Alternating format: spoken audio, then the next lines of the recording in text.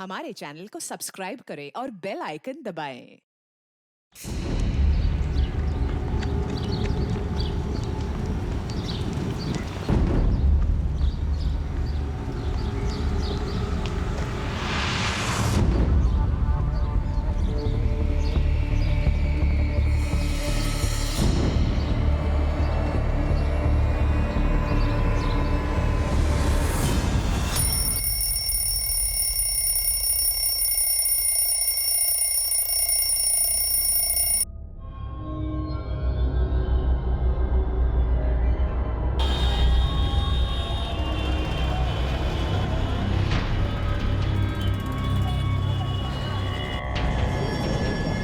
फिर से वही सपना देखा। उसका कॉल आया था फिर से। हाँ, और वो भी ताऊ जी के सामने। सुभाष, कल सुबह तक मेहरा जी का ऑर्डर किसी भी हालत में भिजवाना है। जी भैया, लगभग सब कुछ अच्छे से तैयार है। दीदी, पढ़ाई अच्छी चल रही है ना? जी पापा, कुछ दिन में एग्जाम्स हैं। रात के 10 बजे। अदिति, जा बेटा फोन उठा।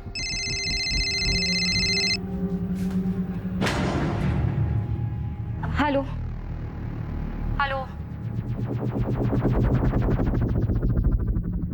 नहीं नहीं नहीं, कुछ नहीं चाहिए हमें। मैंने कितनी बार बोला है, और आप प्लीज इतनी रात को कॉल मत कीजिए। अदिति, 1 महीना हो गया है अब। हर बार नए नए लैंडलाइन नंबर से कॉल्स आ रही हैं। और कितने नंबर ब्लॉक करेगी यार तू? लेकिन सिया। लेकिन क्या अदिति, शक्ल देख अपनी, हवाइयां उड़ी हुई हैं। रात को चैन से सो तक नहीं पाती है। ऐसा कब तक चलेगा यार? किसी और से नहीं तो एटलीस्ट अपने पापा से तो शेयर कर। हाँ बिल्कुल, ताकि वो सीधा जाकर ताऊ जी को बता दे, और फिर मेरी पढ़ाई कॉलेज सब बंद। तो ताई जी को ही बता देना। नहीं बता सकती यार सिया। ताई जी और पापा को कोई बात पता हो और वो ताऊ जी को जाकर ना बताएं, ऐसा हो ही नहीं सकता। घर पे एक सामान यहाँ से वहाँ नहीं होता उनकी मर्जी के बिना। वो समझ नहीं रही है। यार ये कमीना कॉलर हो कौन सकता है? मैं बता रही हूँ अदिति, ये कॉलेज का ही कोई लड़का है। सॉरी। क्या यार प्रतीक, 4 आंखें दी उसके बाद भी देख के नहीं चल सकता? I am sorry Aditi. Siya, it's okay Prateek, चुप कर सिया। क्यों डांट रही थी बेचारे को? शेक्सपियर ने कहा है, we know what we are and know not what we may be. मतलब हम खुद को जानते तो हैं मगर पहचानते नहीं। वक्त और हालात उसे उसकी पहचान देते हैं, क्योंकि हालात की आंधी इंसान के इस बनावटी मुखौटे को उठा देती और उसे खुद से रूबरू कराती है। अरे क्लास का समय हो गया, बाकी का ड्रामा क्लास में। चलें? अदिति, तुमने अभी तक अपना असाइनमेंट सबमिट नहीं किया? सर वो तुमने आज तक कभी लेट सबमिशन नहीं किया और इस बार तुम 4 दिन लेट हो। क्या हुआ, कोई प्रॉब्लम है? हाँ सर, एक्चुअली प्रॉब्लम तो है। नहीं नहीं सर, कोई प्रॉब्लम नहीं है। मैं 2 दिन में अपना असाइनमेंट सबमिट कर दूंगी। आर यू श्योर कोई प्रॉब्लम नहीं है? नहीं सर, कोई प्रॉब्लम नहीं है। Sorry for the delay. Okay.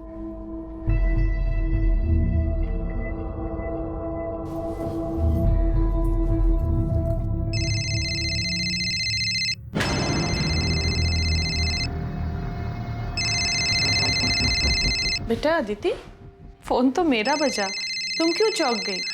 लाओ दो फोन। हेलो, हाँ पार्सल भिजवा दीजिए। हाँ हाँ ठीक है, चलेगा।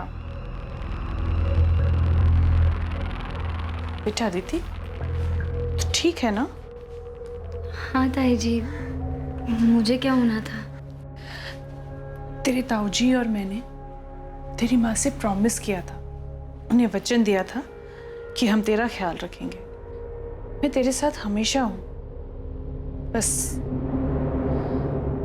3 साल पहले इस घर में जो गलती हुई थी वो तुम मत दोहराना। नहीं ताई जी, मैं ऐसा कुछ नहीं करूंगी।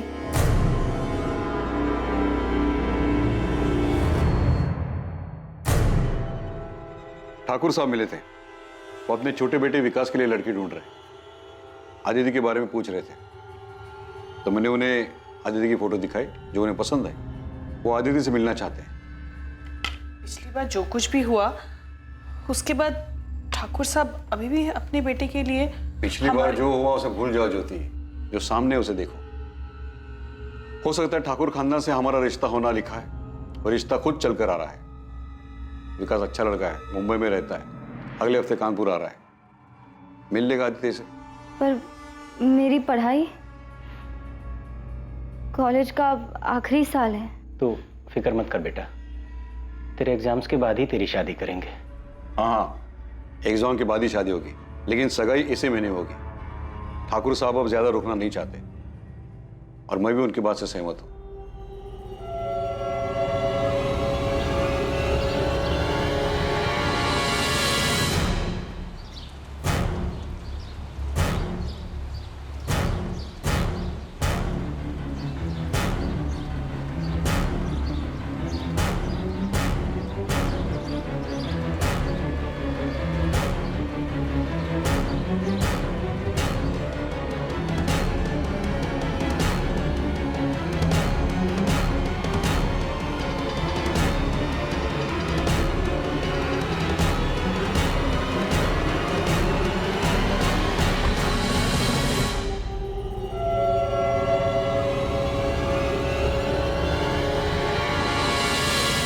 तू जानती तो है, ताऊ जी के साथ कोई बहस नहीं कर सकता।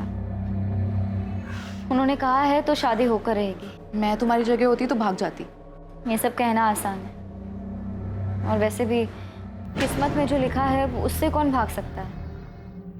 प्रतीक, यहाँ क्या कर रहे हो? सर वो नोटिस, ये नोटिस 1 महीना पुराना है, आप पढ़ रहे हो उसे? तो वो मैंने देखा नहीं था, चलता हूँ सर मैं।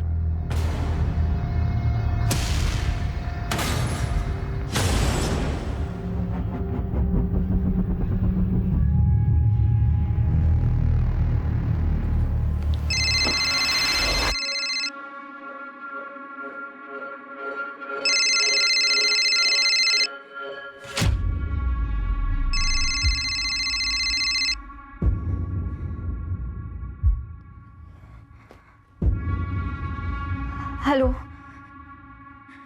हेलो हेलो, कौन बोल रहा है? कुछ बोलते क्यों नहीं? क्यों परेशान कर रहे हो मुझे? अदिति, तुम सिर्फ मेरी हो। मैं तुम्हारी शादी किसी और से नहीं होने दे सकता। कौन हो तुम? Hello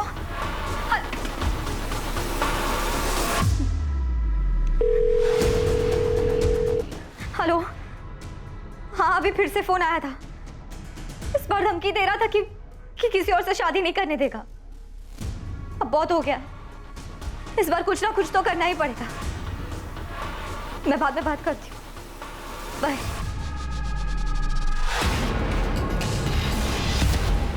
horror is the removal of mask, यानी कि अक्सर हर मुखौटे के पीछे की सच्चाई डरावनी होती है। और यह बात काफी हद तक सच है, क्योंकि ज्यादातर लोगों की असल शख्सियत, उनकी मंशा, उनके ऊपरी चेहरे एक मुखौटे के पीछे छिपे रहते हैं। ब्लैंक कॉल्स करना, किसी का पीछा करना, गुमनाम संदेशे भेजना, ये सभी अलग अलग तरीके हैं किसी को परेशान करने के, जिनका इस्तेमाल सिर्फ कायर लोग करते हैं, क्योंकि वो सबके सामने अपना असल चेहरा दिखाने से डरते हैं। 22 वर्षीय अदिति रावत भी पिछले 1 महीने से ऐसी ही परेशानी से गुजर रही थी, और काफी दिनों तक नजरअंदाज करने के बाद उस दिन अदिति ने आखिरकार मदद मांगने का फैसला किया। क्या समय रहते अदिति को मदद मिल पाएगी, या फिर उसने मदद मांगने में बहुत देर कर दी?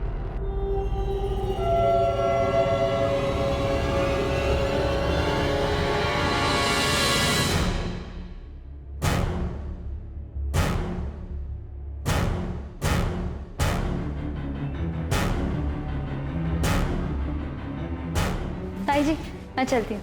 ठीक है बेटा, संभल के जाना। Bye bye.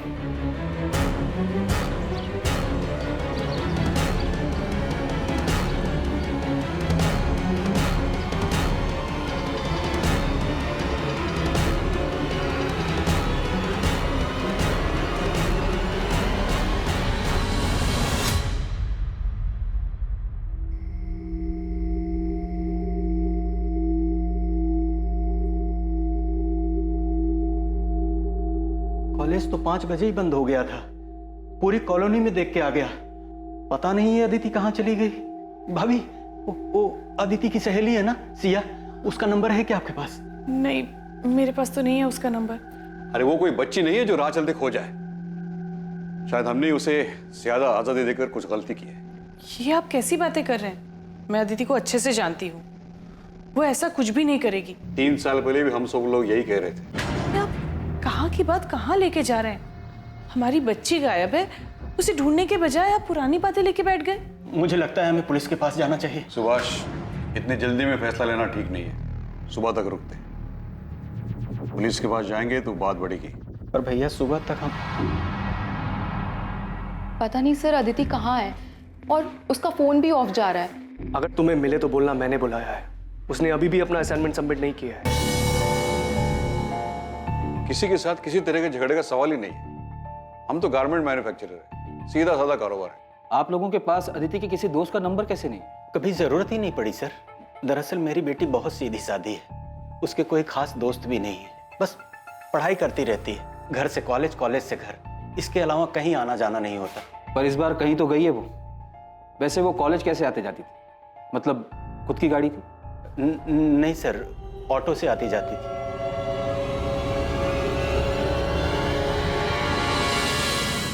हम अदिति की फोटो आसपास के थानों में भेज रहे हैं, उसके कॉल रिकॉर्ड्स भी मंगवाए, जिससे पता चल जाएगा कि उसने लास्ट बात किससे की। कल 3 सितंबर को अदिति कॉलेज ही नहीं आई थी? जी नहीं, पिछले कुछ दिनों से ना वो थोड़ी सी परेशान लग रही थी। मैंने उससे पूछा भी था कि कोई दिक्कत है, उसने बताया ही नहीं। शायद उसकी दोस्त सिया को पता हो, शायद उसे कुछ बताया हो।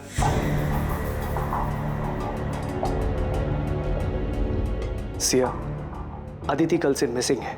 अगर तुम इसके बारे में कुछ भी जानती हो तो बेझिझक होकर इंस्पेक्टर साहब को बताओ। सर अदिति को पिछले 1 महीने से ब्लैंक कॉल्स आ रहे थे।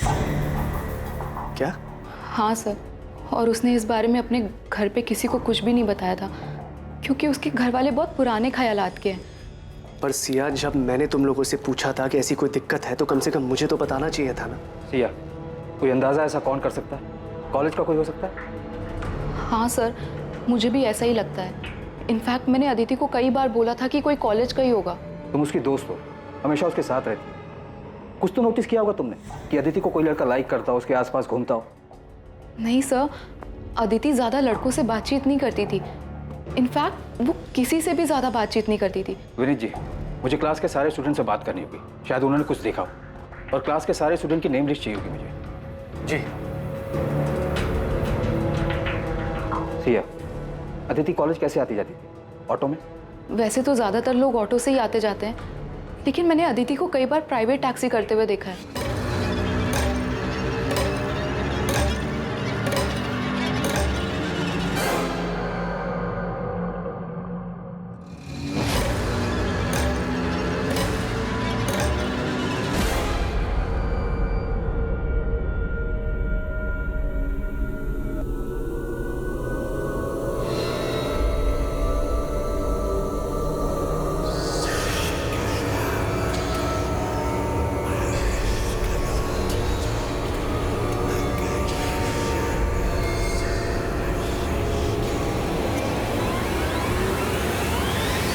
कोई उसे कॉल करके तंग कर रहा था तो उसे हमें बताना चाहिए था। मेरी गलती है, मैं ही शायद उसका ठीक से ध्यान नहीं दे पाया। मैंने देखा था, जब भी उसका फोन बजता था वो चौंक जाती थी। मुझे लगा शायद वो अपनी। आप कह रहे थे कि आप अदिति की कॉल रिकॉर्ड्स निकलवाने वाले हैं, उससे कुछ पता चला? कॉल रिकॉर्ड कल तक आएंगे जगमोहन जी, तब तक हम आपके घर के आसपास चलने वाले ऑटो और टैक्सी वालों से बात कर रहे हैं, लेकिन अभी तक अदिति को किसी ने पहचाना नहीं है। वैसे अदिति की फ्रेंड सिया का कहना है कि वो अक्सर प्राइवेट टैक्सी से आती जाती है।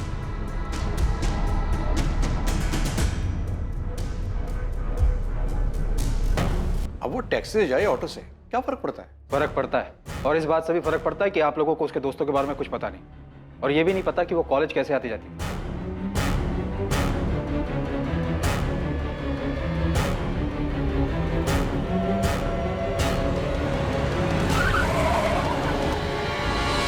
हमारी गलती है, पर वो ब्लैंक कॉलर वाली बात से मुझे बहुत डर लग रहा है। आप प्लीज मेरी बेटी को ढूंढ दीजिए।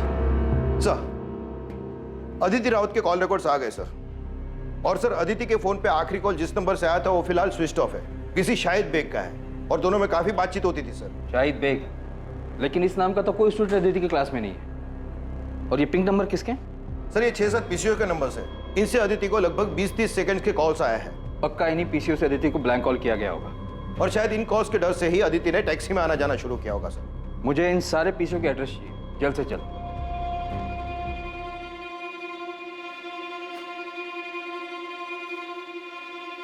सुभाष, मैं जानता हूं तुम पर क्या बीत रही है। मेरा रवैया सख्त है, इसका यह मतलब नहीं कि अदिति की मुझे परवाह नहीं है। और मेरी भी तो बच्ची है। गलती मेरी है भैया, मैं उसे समझ नहीं पाया। उसकी मां की मौत के बाद मुझे उसका ज्यादा ख्याल रखना चाहिए। उसे बोलने तक का मौका नहीं दे। अगर ऐसा करते तो शायद वो उन ब्लैंक कॉल्स के बारे में बता देते। मैंने शायद उसे पहचानने में भूल कर दी, उस पर शक किया। मुझे लगा वो भी हमें धोखा देकर भाग गई, लेकिन मैं किसी भी हालत में उसे घर वापस लाकर ही रहूंगा। तब ये रोड का पीसीओ है। अब 4 घंटे पहले कौन आके गया मुझे याद नहीं है। हाँ साहब, सीसीटीवी लगवाया ना, आजकल क्या मालूम कब जरूरत पड़ जाए। ये तारीख है, इस टाइम के बीच के सारे सीसीटीवी फुटेज चाहिए मुझे सर। 6 पीसीओ में से सिर्फ 2 जगह सीसीटीवी था। और सर एक पीसीओ से 21 अगस्त को कॉल आया था अदिति को रात को 11:15 बजे। और दूसरे पीसीओ से 31 अगस्त को कॉल आया था रात को 10:35 पर। आई होप हमें वो कॉलर दिख जाए।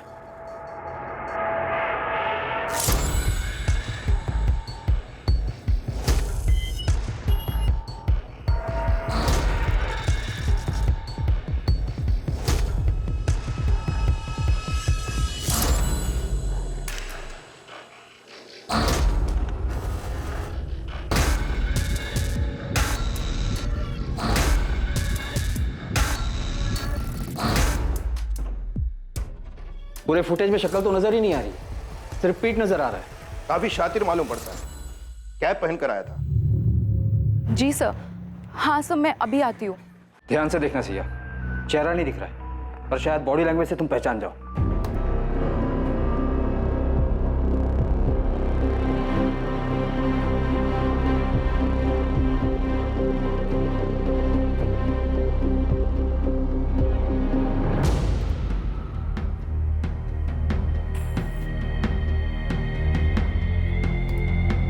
सर ये आदमी बार बार अपनी रिस्ट वॉच एडजस्ट कर रहा है। सर ये आदत तो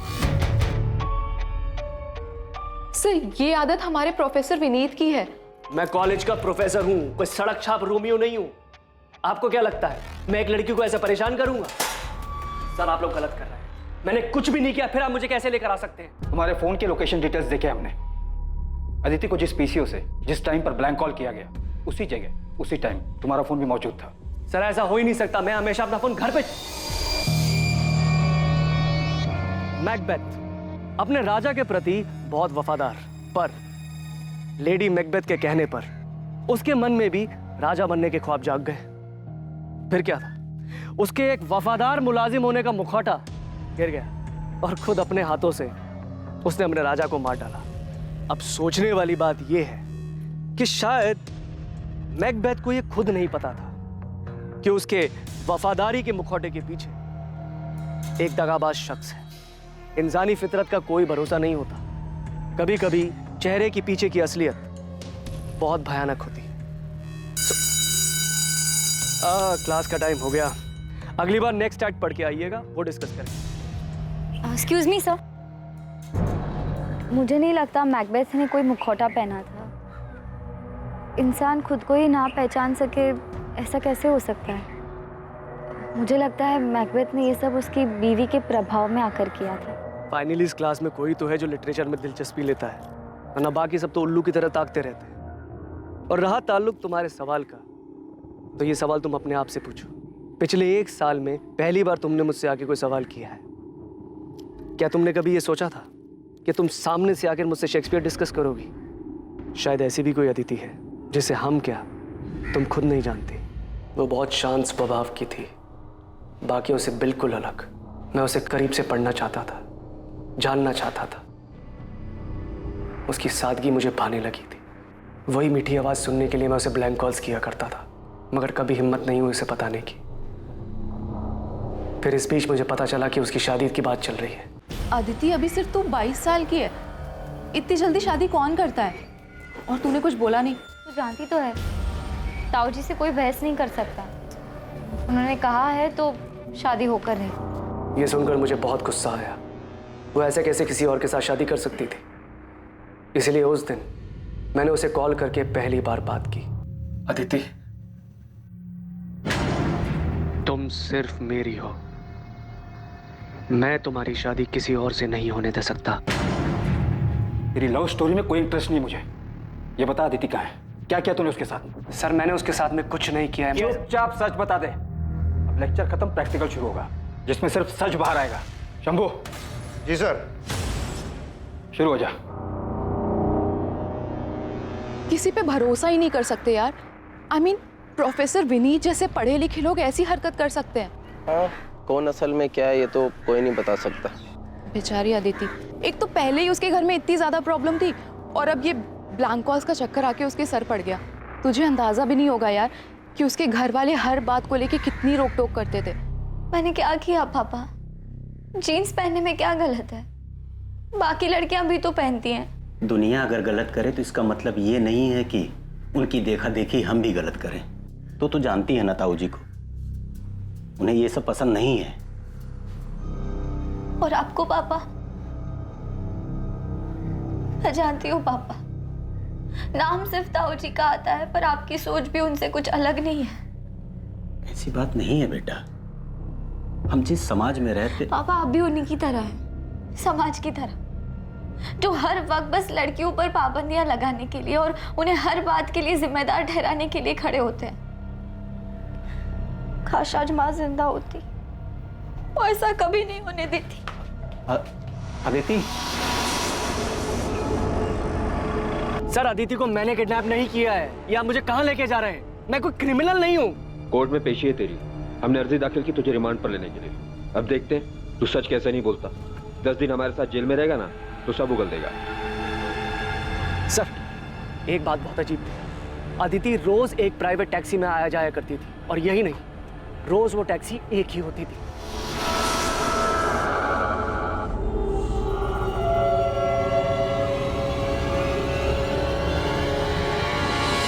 प्राइवेट टैक्सी, मालिक सबका एक है। देख प्रोफेसर, तू बच्चों को भले ही कुछ भी पढ़ाता हो, यहाँ हमें पढ़ाने की कोशिश मत करना। सर, मैं सच बोल रहा हूँ। अक्सर कॉलेज खत्म होने के टाइम पर मैं गेट पे खड़ा रहता था अदिति को जाते हुए देखने के लिए। तब मैंने कई बार देखा वो व्हाइट कलर की प्राइवेट टैक्सी में ही जाया करती थी। शायद मेरा ध्यान हमेशा अदिति पर था, इसलिए इस बात पर कभी ध्यान नहीं गया। काफी झूठ बोल रहा है प्रोफेसर, कहानियां सुनाने में माहिर है सर। एक लीड मिली है, चेक तो करना पड़ेगा। 4 दिन हो गए, अभी तक अदिति अपने घर वापस नहीं लौटी है। और वैसे भी प्रोफेसर विनीत के कॉल रिकॉर्ड साफ है। तुम खबरी आसिफ से बात करो, बोलो कि एक व्हाइट कलर की प्राइवेट टैक्सी है जिस पर मालिक सबका एक है लिखा हुआ है, उसके बारे में पता करें। जी सर। आसिफ को बोलना कि कॉलेज के आसपास पता करें, टैक्सी रोज वहीं जाती है।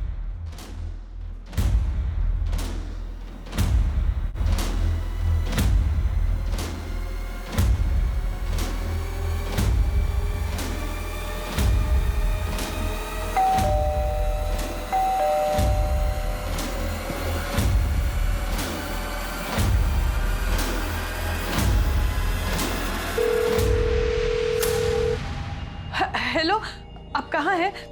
तुरंत घर आ जाइए। अरे लेकिन हुआ क्या है? जिसका डर था वही हुआ। हाँ, आप सवाल मत पूछिए, बस जल्दी घर आ जाइए। देखो मैं रास्ते में हूँ, गाड़ी में। तुम साफ साफ बोलो क्या हुआ है?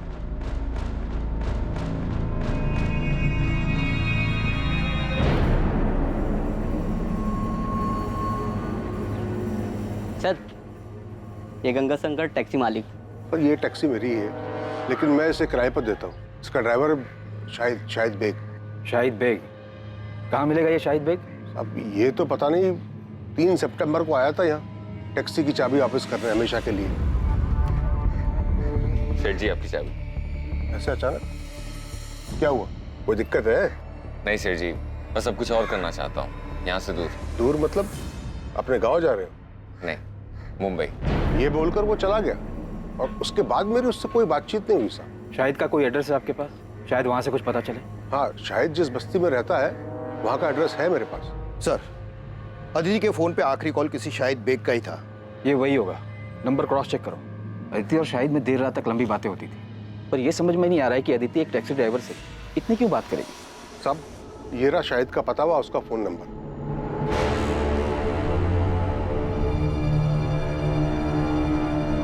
वही शाहिद बेग है। सर ये बालक यहीं शाहिद रहता था। 2 साल पहले उसने ये घर मुझसे किराए पे लिया था। आइए सर।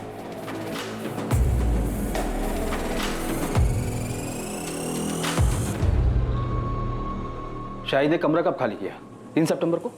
हाँ साहब, उसी दिन किया था। कुछ बताया था उसने? कहाँ जा रहा है? जमुना भाई, इस बार दुबई जा रहा हूँ किस्मत आजमाने। ये चल क्या रहा है शाहिद के दिमाग में? सबको अलग अलग जगह बताकर खुद गायब हो गया। अदिति हमेशा शाहिद की टैक्सी से आती जाती थी और शाहिद ने अपनी टैक्सी 3 सितंबर को वापस की और उसी दिन से अदिति और शाहिद दोनों गायब हैं। ये महज इत्तेफाक तो नहीं हो सकता। सर यहाँ तो कुछ और ही खिचड़ी पक रही थी। ये शाहिद की पड़ोसन बता रही थी कि शाहिद के घर पे किसी लड़की का रेगुलर आना जाना था। हाँ साहब, ये तो वही लड़की है जो शाहिद के घर पे आती थी।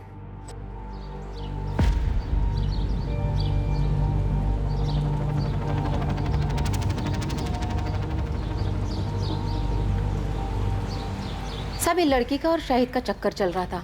पर सब एक बात बोलूं, ये दोनों साथ में बहुत खुश दिखते थे और ये लड़की तो शाहिद को बहुत प्यार करती थी। सब खुशी खुशी उसके घर का सारा काम कर लिया करती थी।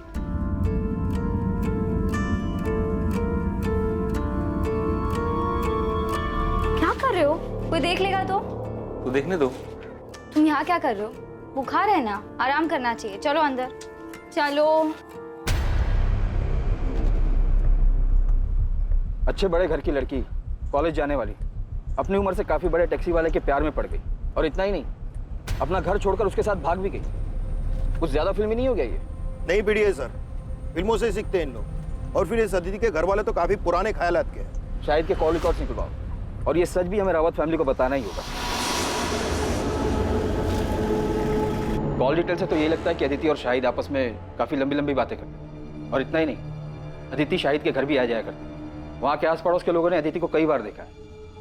इसलिए हमें यकीन है कि अदिति और शाहिद एक दूसरे से प्यार करते थे और इसलिए भाग गए।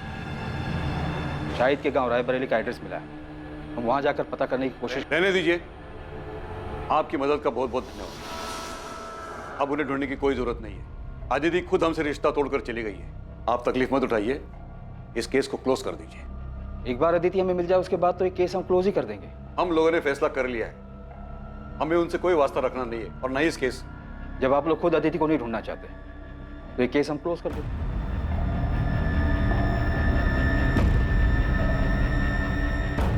अदिति का मिसिंग केस अचानक ही एक अनदेखे मोड़ पर आकर थम गया था। अदिति ने अपने घर वालों को छोड़ने का फैसला लिया और बदले में उसके परिवार वालों ने अदिति के लिए भी वही फैसला लिया था, अदिति को छोड़ने। लेकिन सच इतना सरल नहीं था और कुछ ही दिनों बाद सामने आने वाली एक दुर्घटना का कोई भी अंदाजा नहीं लगा सकता था।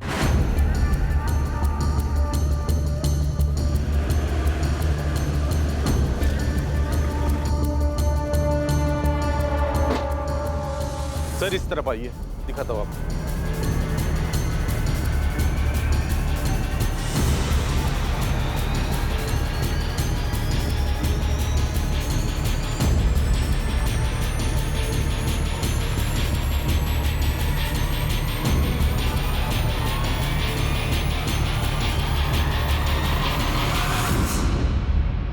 सब विक्टिम का गला घोटा गया है, कपड़े भी फटे हुए हैं, शायद रेप किया गया है और लाश को उस बोरी में लाया गया है।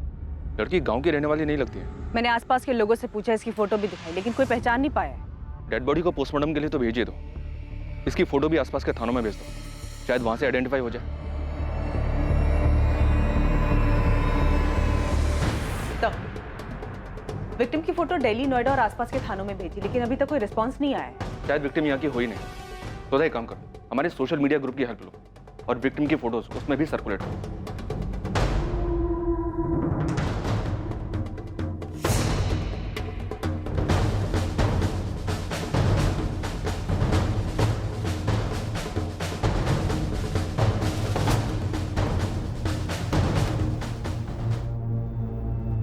सोनाली, अरे कहाँ हो भाई? लेट हो रहा है यार, मुझे जल्दी लाओ। हम बस 5 मिनट, आपका टिफिन रेडी है।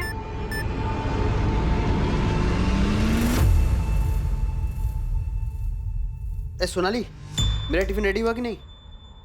क्या हुआ?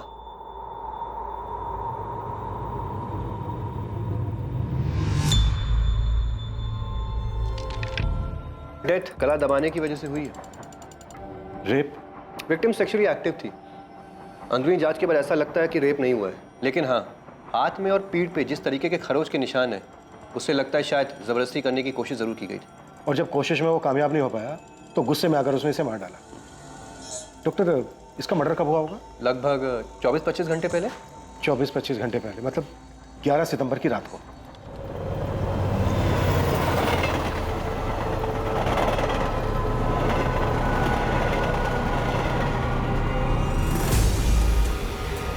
ऐसे नहीं, ऐसे बना, ठीक है? आजा।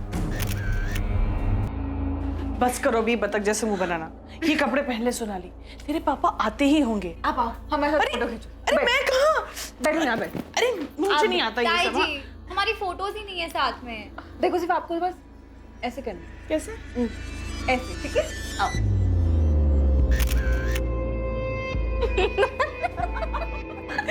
बहुत शैतान हो गया तुम। दीदी, अगली बार ना अब ताई जी के लिए भी ऐसी ड्रेस लेके आना। चुप बेशरम। आओ, एक और फोटो।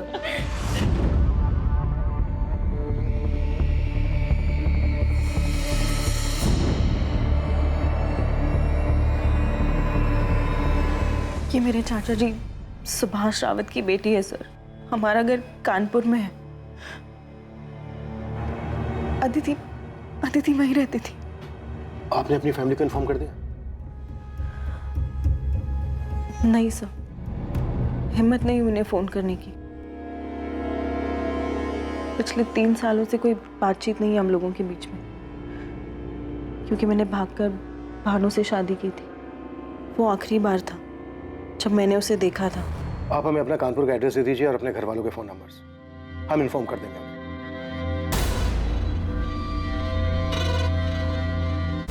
सुभाष, ये जमीन बहुत अच्छी जगह पर है। यहाँ हम बड़ा कारखाना बनवा सकते हैं, जहाँ कपड़े स्टोर करे जाएंगे, और ये हमारी फैक्ट्री से ज्यादा दूर भी नहीं है। सुभाष, तुम्हारा ध्यान कहाँ है? भैया वो नहीं, वो बस दिल पर अच्छे बुरे का बोझ मत रखो। हमने कुछ गलत नहीं किया है। जो भी कुछ हुआ है उसके लिए आदित्य खुद जिम्मेदार है। इसके बारे में बात करना भी फिजूल है। जो हुआ उसे भूल जाओ। सोनाली ने जो नंबर दिया था उस नंबर पर रिंग तो जा रही है, पर कोई फोन उठा नहीं रहा है। असल मैंने कानपुर पुलिस स्टेशन के पीएसआई अजय माथुर जी से बात की। अदिति की मिसिंग कंप्लेंट वही हैंडल कर रहे थे। 4 सितंबर को मिसिंग कंप्लेंट फाइल की गई थी। हाँ, अदिति रावत, उसके मिसिंग कंप्लेंट की इन्वेस्टिगेशन मैंने ही की थी, अभी कुछ दिन पहले की बात है। हाँ, एक टैक्सी ड्राइवर था शाहिद बेग नाम का, अफेयर था दोनों का, उसी के साथ चली गई। हम उन दोनों को ढूंढने में आगे बढ़ ही रहे थे कि अदिति की फैमिली ने केस क्लोज करने के लिए बोल दिया। सुधा, तुम तुरंत कानपुर के लिए निकलो और अदिति की फैमिली से मिलो। तब तक हम यहाँ सोनाली से बात करके देखते हैं, शायद उसे शाहिद के बारे में कुछ पता हो। Okay sir. सर, ये अदिति और शाहिद की जोड़ी थोड़ी अजीब नहीं है? अदिति एक अमीर लड़की है, शाहिद एक टैक्सी ड्राइवर। सोचने वाली बात यह है कि इन दोनों का मेल हुआ कैसे? आखिर अदिति को शाहिद से प्यार कैसे हुआ? उन दोनों में आखिर क्या मेल हो सकता था? इंसान के मन मंशा की कोई वजह नहीं होती। इस प्रेम कहानी में भी कुछ ऐसा ही हुआ था।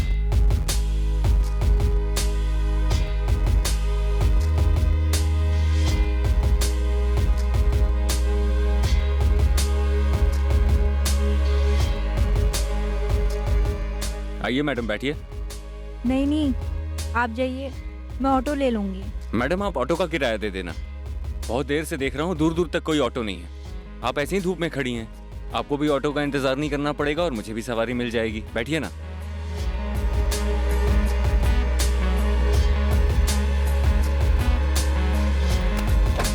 ये उनकी पहली मुलाकात थी। मतलब तुम अदिति के रेगुलर टच में थी? हाँ सर, अभी इसी साल हमारी बातचीत शुरू हुई थी। घर से भागने के बाद बड़ी हिम्मत करके मैंने उसे फ़ोन किया था। उसने घर पे किसी से नहीं बताया था कि हम लोगों के बीच में बात होती है, क्योंकि मेरे पापा यानी अदिति के ताऊजी बहुत ज़्यादा स्ट्रिक्ट हैं सर, और कोई उनकी मर्जी के खिलाफ जाए ये उनको बिल्कुल पसंद नहीं था। सोनाली, तुमने लव मैरिज की थी, कोई गुनाह नहीं किया था। लेकिन सर, मेरी पापा की नज़रों में ये किसी गुनाह से कम नहीं है। अदिति एक पढ़े लिखे रईस परिवार से थी। ये समझ में नहीं आ रहा है कि वो एक टैक्सी वाले के प्यार में कैसे आ गई। सर, ये बात मुझे भी बहुत अजीब लगी थी। मैंने पूछा भी था उससे सर। दीदी, शाहिद भी अक्सर यही कहता है कि रूप की रानी सड़कों के राजा की लव स्टोरी है हमारी। मुझे यकीन है कि हमारा मिलना लिखा था। और रही बात मजहब जात पात के भेद की, तो मैं ऐसी ओछी बातों में विश्वास नहीं रखती। मैं जात पात की बात नहीं कर रही हूँ अदिति, मैं लोगों के पढ़े लिखे होने के नज़रिए, उनके इंटेलेक्चुअल लेवल की बात कर रही हूँ। तूने कहा था ना कि वो सिर्फ 5वीं क्लास तक पढ़ा है, तो उसे तो तेरी बात भी समझ नहीं आती होगी। तुम लोग बात क्या करते हो आपस में? बातें करने के लिए इंटेलेक्चुअल लेवल की नहीं, बस इंसान में थोड़ी सी दिलचस्पी दिखाना ही काफी होता है। कौन सी किताब पढ़ रही हैं मैडम जी? क्यों? इतने ध्यान से पढ़ रही हैं तो काफी अच्छी ही होगी। The tragedy of Othello with connections. अरे बाप रे, इतना बड़ा नाम। मैं तो ये नाम याद करने गया तो पूरा हफ्ता लग जाएगा।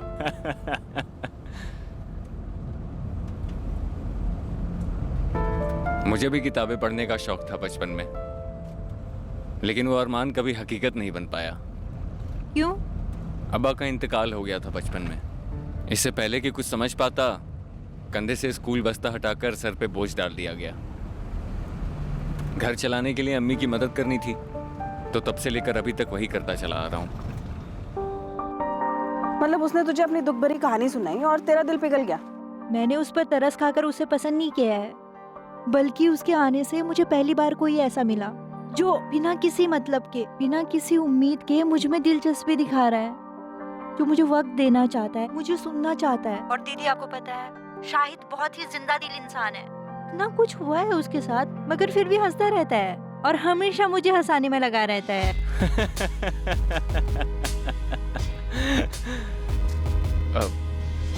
सॉरी मैडम, वो एक बात याद आ गई। वो मेरी पड़ोसन है ना, उसको जब बुखार होता है ना तो वो बहुत खुश हो जाती है। पता है क्यों? उसे लगता है वो बहुत हॉट लग रही है।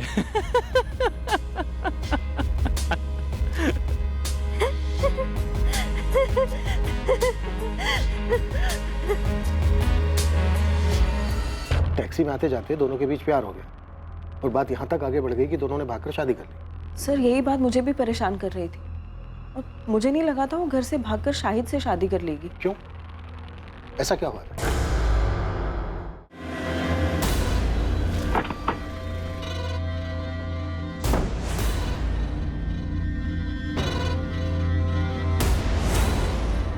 वो टैक्सी वाले शाहिद ने मेरी अदिति को मार दिया। इन्वेस्टिगेशन चल रही है सुभाष जी, लेकिन एक और पॉसिबिलिटी ये है कि शायद शाहिद को भी मार दिया गया होगा। लेकिन मुझे पूरा यकीन है कि उसी कमीने ने अदिति को मारा होगा। मैंने उसे तभी पहचान लिया था जब वो दोनों शादी करके यहाँ आए थे हमारे पास। क्या आप लोग पहले से जानते थे कि उन दोनों ने शादी कर ली थी? शाहिद पहले से शादीशुदा था, तो फिर अदिति उसके साथ भागी क्या? सर यही बात तो मुझे समझ नहीं आ रही है। अदिति ने कहा था कि शाहिद ने उसके साथ धोखा किया है। शाहिद ने मुझे धोखा दिया है दीदी, मैं उसके लिए सब कुछ छोड़ने को तैयार थी, उसने मुझे अंधेरे में रखा। छोड़ो, काम करने दो। सारा सामान यहाँ वहाँ फेंक कर रखा है, इसीलिए बीमार पड़े थे तुम। हाँ तो ये बीमारी की तो मेहरबानी है जो तुम मेरे गरीब खाने में आई। हाँ बस, हाँ अब ठीक से सफाई करने दो। ठीक से साफ सफाई नहीं होगी तो वापस बीमार पड़ जाओगे।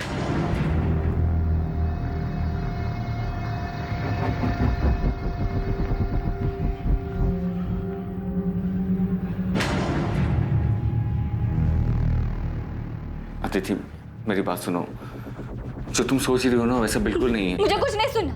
मैंने पहली बार किसी पर भरोसा किया, दिल से सच्चा प्यार किया, और तुमने बदले में मुझे क्या दिया? तुमने मेरा भरोसा तोड़ दिया। अदिति सुनो मेरी बात सुनो। अदिति अदिति पिछले 1 महीने से मेरी अदिति से बात नहीं हो पाई थी सर, इसीलिए इस सब के बाद उन दोनों के बीच क्या हुआ मुझे नहीं पता सर। पर अदिति की बातों से ये जरूर लगता था कि वो शाहिद से बहुत ज्यादा प्यार करती है। कौन सा प्यार? साफ साफ दिख रहा है कि उसने अपनी चिकनी चुपड़ी बातों में अदिति को फंसाया और भगाकर शादी करके ले आया हमारे पास। उसने सोचा कि शादी करेंगे तो हम कुछ बोलेंगे नहीं और वो घर जमाई बन के बैठेगा। कब आए थे यहाँ मिलने के लिए? गायब होने के 5 दिन पहले। मतलब 8 सितंबर को? जी, अदिति आशीर्वाद लेने आई थी शाहिद के साथ। मेरी तो कुछ समझ में नहीं आया, इसलिए मैंने तुरंत इन्हें फोन किया। देखो मैं रास्ते में हूँ, गाड़ी में। तुम साफ साफ बोलो क्या हुआ है? अदिति आई है शादी करके। मुझे तो कुछ समझ ही नहीं आ रहा था कि मैं क्या करूं। अदिति, ये सब क्या नाटक है? क्या चल रहा है? ये कौन है लड़का? जी, मैं शाहिद बेग, टैक्सी चलाता हूँ। हम दोनों एक दूसरे से बहुत प्यार करते हैं और नई जिंदगी शुरू करने से पहले आप लोगों का आशीर्वाद चाहते हैं। मैं आपसे वादा करता हूँ कि मैं आपकी बेटी को बहुत खुश रखूंगा। पापा प्लीज एक बार मेरा साथ दे दीजिए पापा। सच में शाहिद से बहुत प्यार करती हूँ। इतना बड़ा कदम उठाने से पहले कम से कम एक बार तो बता देती। तेरे ताऊ जी को पता चला ना तो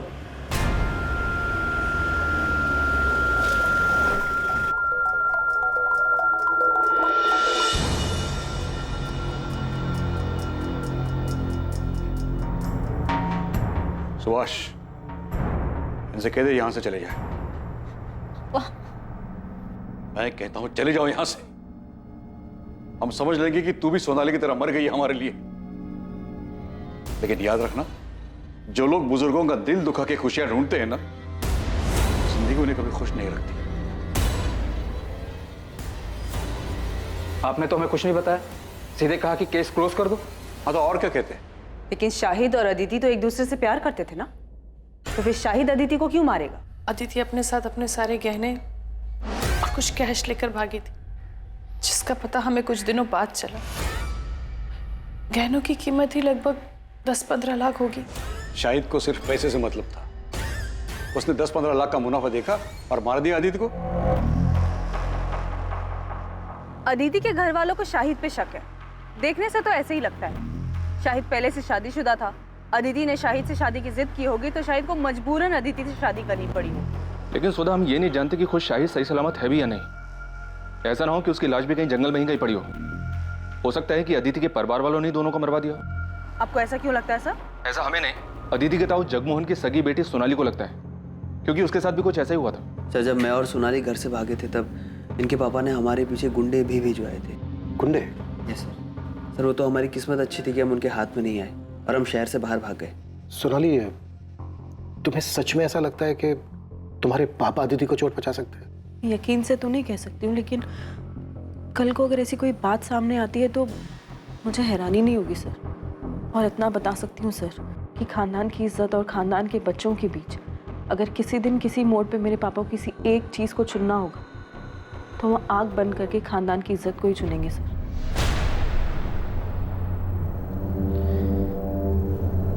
अदिति की बॉडी कल सुबह मिलेगी। अदिति ने भले ही अपने औलाद होने का फर्ज ना निभाया हो, लेकिन हम तो बड़े हैं, हमें अपना फर्ज निभाना ही होगा। उसका अंतिम संस्कार करना। इंसान वही होता है जो दूसरों की गलतियों से कुछ सीखे।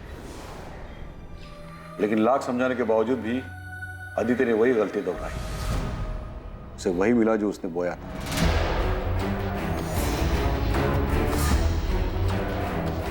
अब आप उसे क्यों कोस रहे हैं? वो तो जिंदा भी नहीं है। जिंदा नहीं है क्योंकि उसने परिवार और इज्जत को छोड़कर एक मक्कार का हाथ थामा था। शरीर की गलती थी, उसको सजा मिल गई, लेकिन आत्मा को मुक्ति मिलना बहुत जरूरी है। इसलिए उसका दाह संस्कार करके हमें अपना फर्ज निभाना है।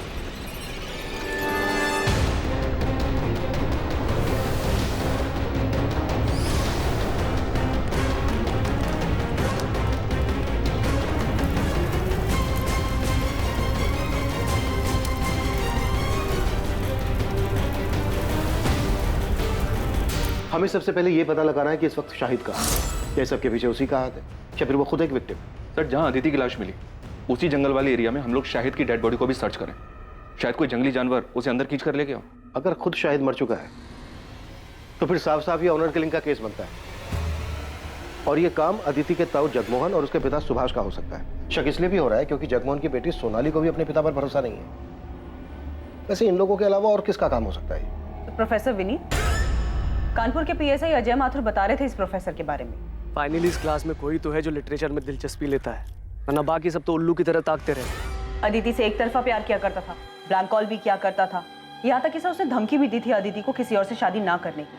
और जब कॉलेज वालों को इसके बारे में पता चला तो उसे कॉलेज से निकाल दिया गया। इस वक्त कहाँ है विनीत? माथुर साहब बता रहे थे कि कॉलेज से निकाले जाने के बाद वो अपने घर में ही बंद। क्या करता बेचारा ओथेलो। प्यार में जलन होना स्वाभाविक है। वो अपने प्यार को किसी और के साथ नहीं देख सकता था, इसीलिए उसने खुद उसको मारा।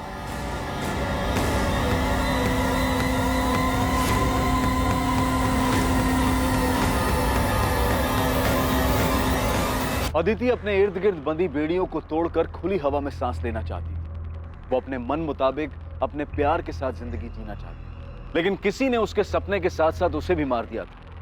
प्यार के नाम पर अदिति की बलि चढ़ाई गई थी।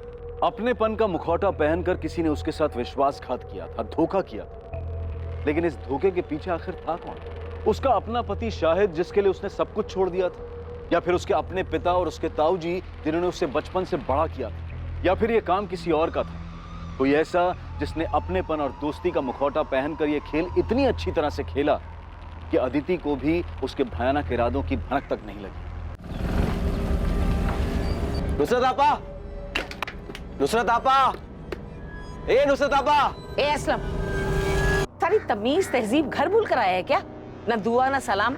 सासू में तेरी बहन की। तो आपके शाहिद ने जो हरकत की उसके बाद भी आप क्या करने गई? और ना कभी जाएगी। तू कर क्या रहा है यहाँ? आपा को घर ले जाने आया हूँ। कोशिश करके तो देख। असलम तुम यहाँ? चले आपा, तेरा शौहर अभी घर नहीं आने वाला है। चल अपना सामान बांध और घर चल मेरे साथ। मैं कह रहा हूँ ना, चल। नुसरत अंदर जा। ए आपा। असलम एक बात कान खोल के सुन ले, ये घर नुसरत का है और वो यहाँ से कहीं नहीं जाएगी। और दोबारा मेरे घर के दरवाजे पे आकर इस तरह चिल्लाया ना तो समझ लेना, ये सरोटा सिर्फ सुपारी नहीं, जबान भी काट सकता है।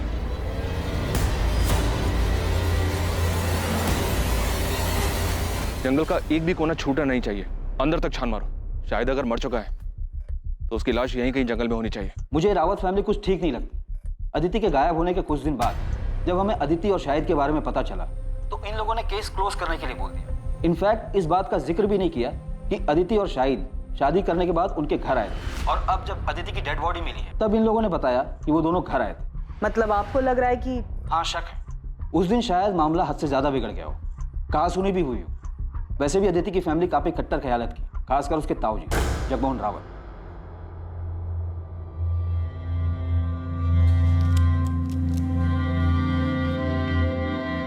मैं जरा बाहर से होके आता हूं, कुछ काम है। तुम सुभाष को देखते रहना, अब भी दिल पर बोझ लेकर बैठे। लेकिन इसमें उनकी क्या गलती थी? वो खुद को क्यों दोष दे रहे? ज्योति, रिश्ते का गला घोटना इतना आसान नहीं है, फिर चाहे तुम्हारी पीठ में कोई छुराई क्यों ना घोंप दे। सर, माथुर सर ने शाहिद के रायबरेली वाले घर का एड्रेस भेजा है। उदित, तुम तुरंत रायबरेली के लिए निकलो। और अगर ये सारा काम शाहिद का क्या कराया है और वो रायबरेली में कहीं छुपा हुआ है तो पहले से ही चौकन्ना होगा। और अगर उसे तनिक भी भनक लग गई तुम्हारे रायबरेली जाने के बारे में तो वहां से निकल सकता है, और हम ये चांस बिल्कुल नहीं ले सकते। सो बी केयरफुल। मैं लोकल पुलिस से बात करता हूं।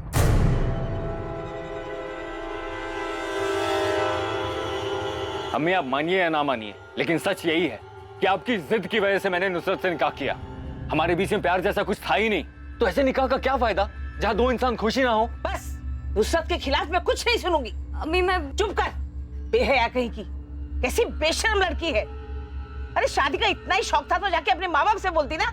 जवान है, सुंदर है, और कौन सी तेरी उम्र निकली जा रही है जो तूने मेरे शादीशुदा बेटे को फंसा लिया। अम्मी, ये लड़की अपने घर के ऐशो आराम को छोड़कर मेरे साथ आई क्योंकि मुझसे सच्चा प्यार करती है ये, और मेरे लिए बहुत मायने रखता है। और शायद मैं आपके लिए कोई मायने नहीं रखती। बस नुसरत, इस बेगैरत के लिए आंसू बहाने की कोई जरूरत नहीं है। शाहिद, आज तुझे फैसला करना होगा। या तो इस लड़की को छोड़कर तू इस घर में हमेशा के लिए वापस आ जा, या इस घर को छोड़ दिया। अम्मी, चल, आपकी जबरदस्ती की वजह से मैंने नुसरत से निकाह किया। हमारे बीच में प्यार जैसा कुछ था ही नहीं। Welcome to Kanpur sir. Professor Vineet को हमने उठा लिया है, वो यहाँ फिलहाल लॉकअप में बंद है, लेकिन इज्जत और नौकरी जाने के बाद भी इसकी सनक बरकरार है। चलो देखते हैं शेक्सपियर के अलावा और कौन सा ड्रामा रचने की फ्राक में। एक कप और मिलेगी? लंच में मिलेगा, लेकिन उससे पहले तुम्हें हमारे सवालों के जवाब देने होंगे। वैसे आप कौन हैं? Inspector Abhijit Sharma, Noida police. अदिति की डेड बॉडी आपको मिली थी? हाँ। क्या लगता है आपको, अदिति को उसी टैक्सी ड्राइवर ने मारा है जिसके साथ वो आती जाती थी? केस को काफी क्लोजली फॉलो कर रहे हो। जिसकी वजह से मेरा सब कुछ खत्म हो गया, उसे एंड तक फॉलो करना तो बनता है ना। वैसे पता है, अब सोचता हूं ना तो महसूस कर पाता हूं कैसा लगा होगा ओथेलो को सब कुछ खोने के बाद। फिर तो तुम्हें यह भी पता होगा ओथेलो का सब कुछ खोने का रीजन वो खुद था। जिद और इनसिक्योरिटी में आकर खुद उसने अपने प्यार को मार डाला था। वाह सर, आपने ओथेलो पढ़ा है? अच्छा ये बताइए, आपका सबसे पसंदीदा कैरेक्टर कौन सा है? अपना ये ड्रामा बंद कर दे प्रोफेसर, ये पुलिस स्टेशन है, कोई स्टेज नहीं। All world is a stage, all men and women are merely players. ये पूरी दुनिया एक रंगमंच है और हम सब इसकी कठपुतली हैं। कोई मरता नहीं, कोई मारता भी नहीं है। बस जब जिसकी जरूरत खत्म हो जाती है उसे इस रंगमंच से अलविदा लेना पड़ता है। अदिति शाहिद से प्यार करती थी, भाग गई थी उसके साथ। ये जानने के बाद अपनी जिंदगी में तुम्हें उसकी जरूरत तो रही नहीं होगी, तो क्या तुमने उन दोनों की जिंदगी को रंगमंच से अलविदा कर दिया? शाहिद उस लड़की अदिति को लेकर यहाँ आया था, लेकिन मैंने उन्हें दरवाजे से लौटा दिया, घर के अंदर भी नहीं लिया। उसके बाद दोनों कहाँ गए मुझे नहीं पता। ये कौन है? ये असलम है, नुसरत का भाई। ठीक है, फिर भी हमें आपके घर की तलाशी लेनी होगी। देखिए साहब, शाहिद घर पर नहीं और पूरा गांव जानता है कि रुखसार कभी झूठ नहीं बोलती। उसके बाद भी अगर आपको अंदर जाना है तो वारंट लाइए। देखिए रुखसार जी, मामला बहुत संगीन है। नोएडा के जंगल में अदिति की लाश मिली हमें। सिर्फ अदिति की लाश मिली, शाहिद की नहीं? क्यों, मिलनी चाहिए थी। असलम क्या बकवास कर रहे हो? अरे मैं तो सिर्फ ऐसे ही पूछ रहा हूँ, वो दोनों साथ में गए थे इसलिए। साहब शाहिद कहाँ है? हम वही तो पता लगाने की कोशिश कर रहे हैं। अब या तो शायद अदिति को मार के गायब हुआ है, या फिर शायद वो खुद भी जिंदा नहीं है।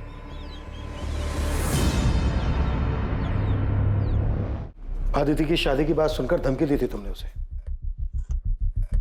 कि वो सिर्फ तुम्हारी है, लेकिन फिर जब तुम्हें पता चला कि अदिति पहले से ही एक मामूली से टैक्सी ड्राइवर शाहिद से शादी कर चुकी है, तो बहुत गुस्सा आया होगा तुम्हें, बहुत चोट पहुंची होगी, क्योंकि एक मामूली सा टैक्सी ड्राइवर तुम्हारी जगह जो ले चुका था।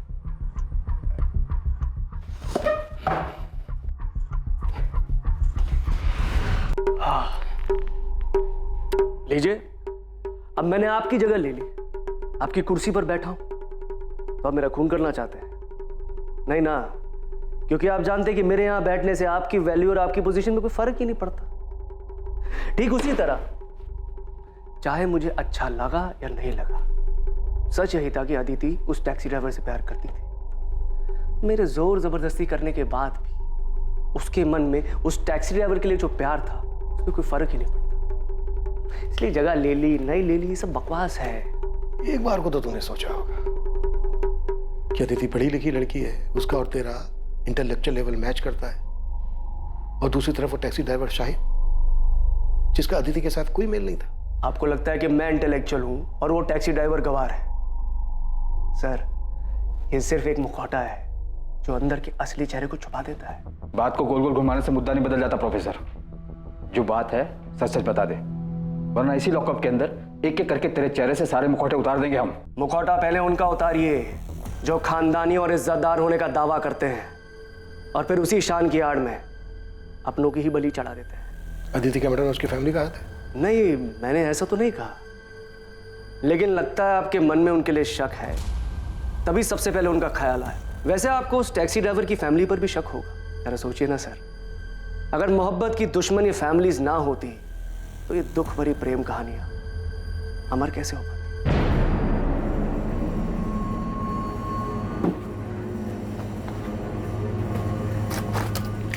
सुनिए, खाना लग गया है। हाँ, इतने पैसे? वो ऑफिस में एक एम्प्लॉय की माँ हॉस्पिटल में एडमिट है, उसकी मदद के लिए।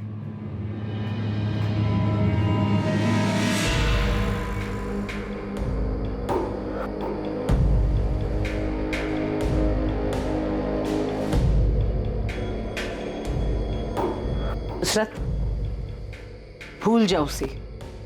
ये मान ले कि मेरा बेटा कभी तेरे लायक था ही नहीं।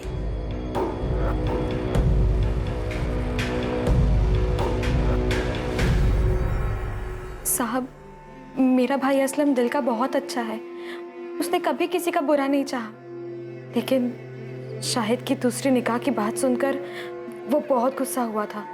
शायद इतने गुस्से में मैंने उसे पहले कभी नहीं देखा। आपा, मैं बता दे रहा हूँ, मैं उसे नहीं छोड़ूंगा। तूने मुझे फोन क्यों नहीं किया जब वो यहाँ आया था? और वो कहाँ गया है, कुछ बोल के गया है? नहीं। शायद वापस से कानपुर गया होगा, वहां का पता है मेरे पास। अभी जाके मालूम करता हूँ और उसका ऐसा बुरा हाल करूंगा, उसको और उस बेगैरत लड़की दोनों को तुझे धोखा देने की ऐसी सजा दूंगा ना आपा, तू देख। असलम, ये क्या कह रहे हो तुम ऐसा कुछ नहीं करोगे। अरे छोड़ आपा। असलम, वादा करो मुझसे, तुम शाहिद को कुछ नहीं करोगे।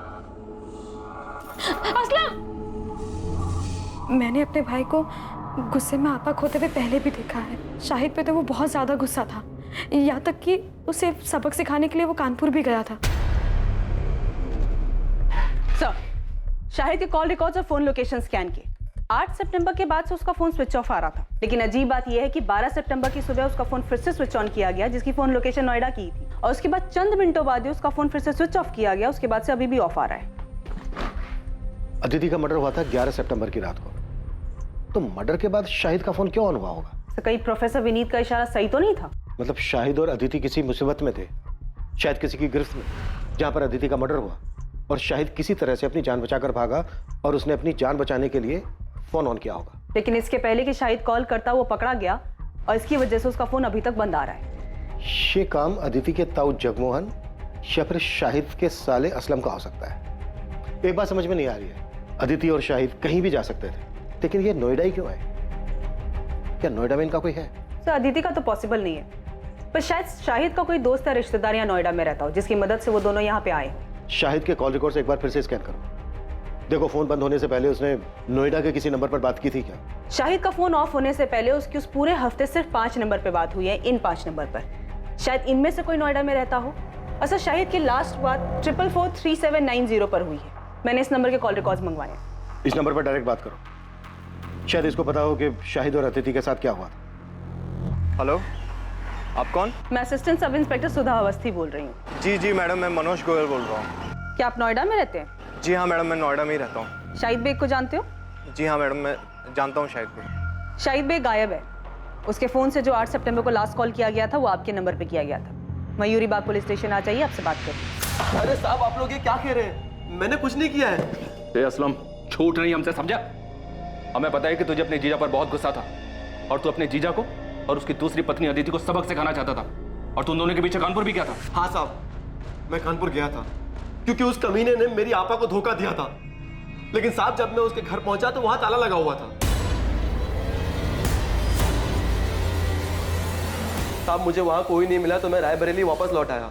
और साहब अगर मुझे वो शाहिद मिल भी जाता तो मैं उसे 2 हाथ मारकर छोड़ देता, उसकी जान थोड़ी ना लेता।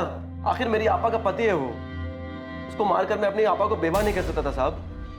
मैं तो सिर्फ उसे सबक सिखाने के लिए, डराने धमकाने के लिए गया था, ताकि वो उस लड़की को छोड़कर मेरी आपा के पास वापस आ जाए। मान लिया कि तू अपनी बहन के पति को नहीं मार सकता था, पर तू अपनी बहन के सौतन को मार के अपनी बहन के घर को दोबारा तो बसा सकता था ना? साहब मैंने किसी को नहीं मारा है साहब। अच्छा, तो तू 10 से 12 सितंबर के बीच नोएडा में नहीं था? नहीं साहब, मैं यही रायबरेली था, बस कानपुर गया था और वहां से आने के बाद कहीं नहीं गया। तेरे कॉल रिकॉर्ड्स मंगवाए हमने, समझा? अगर पता चला ना कि तूने झूठ बोला हमसे, तो कानपुर तो क्या, तू इस थाने के बाहर 4 कदम चलने लायक नहीं बचेगा, समझा? पुलिस अलग अलग दिशाओं में हाथ पैर मार रही थी, लेकिन इस केस की तहकीकात ने अब तक कोई दिशा नहीं पकड़ी थी। किसी भी संदिग्ध के खिलाफ कोई पुख्ता सबूत नहीं मिल रहा था, और दूसरी तरफ शाहिद के बारे में भी कोई खबर नहीं मिल पाई थी। लेकिन अब जो खबर सामने आने वाली थी, उससे इस केस का रुख बदलने वाला था।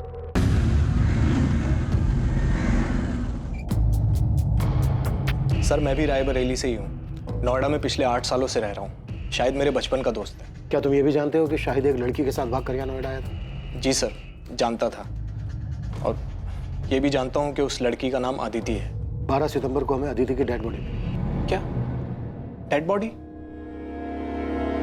शाहिद का डर सही निकला। शाहिद अदिति के साथ ऐसा नहीं कर सकता। वो दोनों एक दूसरे से बहुत प्यार करते थे, उन दोनों ने शादी भी की थी, पर उनके घर वालों ने मानने से इनकार कर दिया, तो उसने मुझे फ़ोन किया। उसे कुछ पैसे और रहने के लिए जगह चाहिए थी। देख, अभी मेरे पास ना सिर्फ 5000 रुपये हैं, मैं तेरे अकाउंट में ट्रांसफ़र कर रहा हूँ। तुम दोनों टिकट कराओ और इधर नोएडा आ जाओ, बाकी इधर मिलकर सोचते हैं, ठीक है?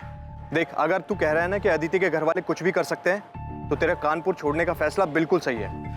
मैं अदिति को कुछ नहीं होने दे सकता। मैं बस जल्दी से नोएडा की ट्रेन पकड़ के आ रहा हूँ। अब हमें कानपुर या रायबरेली में रहने में डर लग रहा है। सर शाहिद मेरे पास यहाँ नोएडा आ गया था। तो 2 दिन शाहिद यहाँ नोएडा में तुम्हारे पास तुम्हारे घर पे रुका था? हाँ सर, मैंने इंतज़ाम किया था। वैसे मैं एक छोटा मोटा स्टेट एजेंट हूँ सर। सेक्टर 49 में एक फ्लैट मेरे पास खाली पड़ा था, उसकी चाबी मेरे पास ही थी। वो फ्लैट मुझे किराए पे चढ़ाना था, तो मैंने शाहिद और अदिति को वहाँ रहने दिया।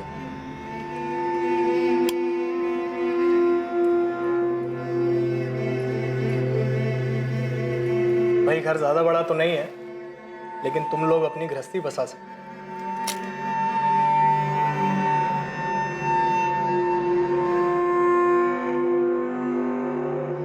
घर बड़ा नहीं, इंसान का दिल बड़ा होना चाहिए, जैसे कि आपका है। Thank you so much Manoj भैया। ये बात शायद 8 सितंबर की होगी। वो दोनों बहुत खुश थे। मैं चाबी देके वहां से निकल गया और शाहिद ने मुझे बताया था कि वो अपना फ़ोन ऑफ रखेगा, तो मेरी इस बीच उससे कोई बात नहीं हुई। 2 दिन बाद 10 तारीख को जब मुझे वक्त मिला तो मैं उनका हाल चाल लेने के लिए वहां पहुंचा।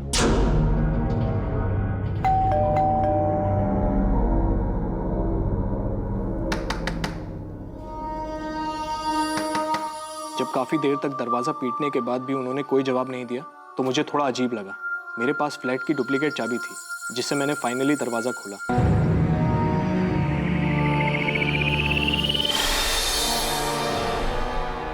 लेकिन अंदर का नज़ारा देखकर मैं हैरान रह गया। पूरा घर बिखरा पड़ा था। शाहिद, अदिति। मैंने अंदर जाकर भी देखा, लेकिन दोनों अदिति और शाहिद वहां नहीं थे। सर मैंने शाहिद का फोन भी ट्राई किया था, लेकिन वो बंद था। मुझे समझ नहीं आ रहा था कि वहां हुआ क्या था। तुम्हें अपने दोस्त की इतनी चिंता थी तो फिर पुलिस को फोन क्यों नहीं किया? घर इतनी बुरी तरह से तहस नहस था, तो तुम्हें लगा नहीं कि कोई बड़ी बात हो सकती है? वो दोनों किसी मुसीबत में हो सकते हैं। सर मैं डर गया था घर को उस हालत में देखकर। और फिर अगर घर के मकान मालिक को ये बात पता चल जाती कि मैंने ऐसे ही ये घर किसी को दे दिया तो मैं बहुत प्रॉब्लम में फंस जाता सर। इसलिए 2 दिन तक मैंने किसी को कुछ नहीं कहा। फिर मुझसे रहा नहीं गया सर। मैं पुलिस के पास आने ही वाला था कि शाहिद का फोन मुझे आया। 2 दिन बाद यानी कि 12 तारीख को। लेकिन अदिति का मर्डर तो 11 तारीख की रात को हुआ था। और शाहिद का फोन तो बंद था। इनफैक्ट 12 सितंबर की सुबह को कुछ सेकंड के लिए उसने अपना फोन ऑन किया था, लेकिन उस बीच उसने कोई कॉल नहीं किया था। हाँ मैम, उसने अपने मोबाइल से नहीं, किसी अनजान नंबर से कॉल किया था। मनोज, वो लोग अदिति को उठा के ले गए। अरे कौन ले गया, कहाँ ले गया? उस दिन घर में हुआ क्या था शाहिद? मैंने उसको प्रॉमिस किया था मैं उसे कुछ नहीं होने दूंगा, लेकिन मैं उसको नहीं बचा पाया मनोज। नहीं बचा पाया मतलब? क्या हुआ अदिति को? तुम दोनों ठीक तो हो ना? मुझे उसके बगैर नहीं जीना मनोज। कोई मतलब नहीं है जीने का उसके बगैर।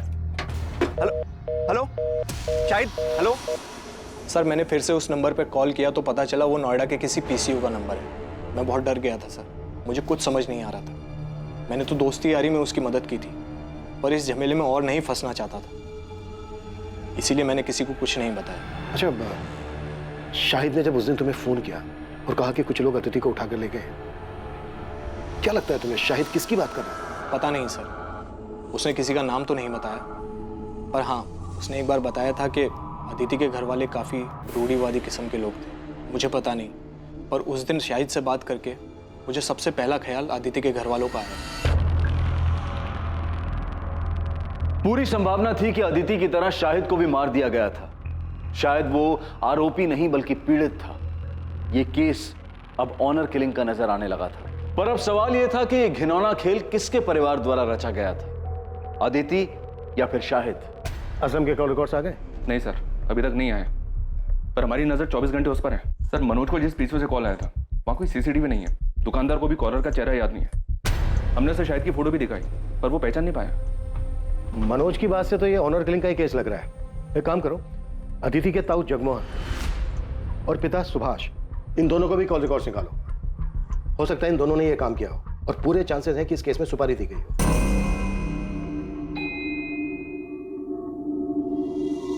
कहीं जा रही हो? हाँ, वो थोड़ा बाजार जा रही थी, सामान लाना था। अरे तो ड्राइवर को बोल देती, वो लेके आता। अरे नहीं, यही पास के बाजार ही जा रही हूँ, पैदल चली जाऊंगी, इसी बहाने थोड़ा चलना हो जाएगा। चलती हूँ।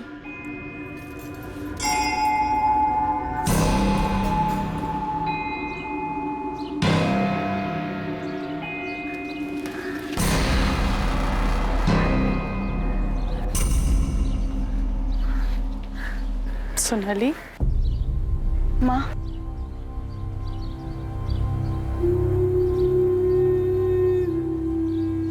सोनाली, तुझे ये जगह याद है?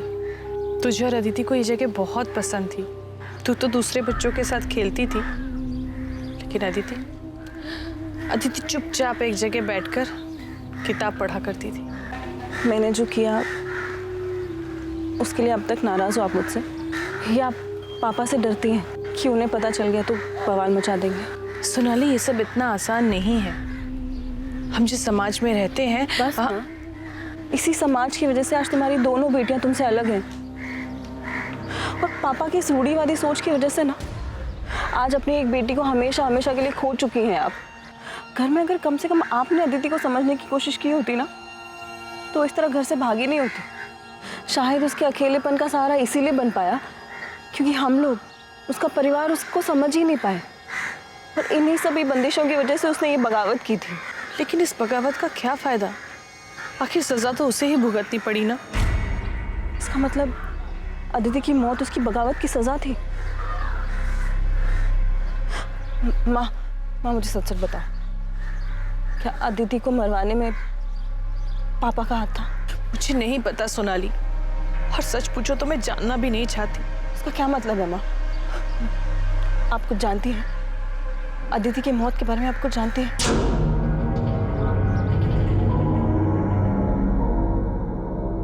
सुभाष, संभालो अपने आप को। अरे जिसने एक पल में बिना सोचे हम सबको पराया बना दिया, अपने नाम और परिवार की इज्जत के बारे में तक नहीं सोचा, उसके बारे में भूल जाना ही अच्छा है। भैया, आप जिसकी बात कर रहे हो मेरी बेटी है। सुभाष, अदिति मेरी भी बेटी थी। मेरे लिए भी ये सब करना आसान नहीं है, लेकिन अपने परिवार और प्रतिष्ठा बनाए रखने के लिए हमने जो फैसला लिया है वो बिल्कुल सही है।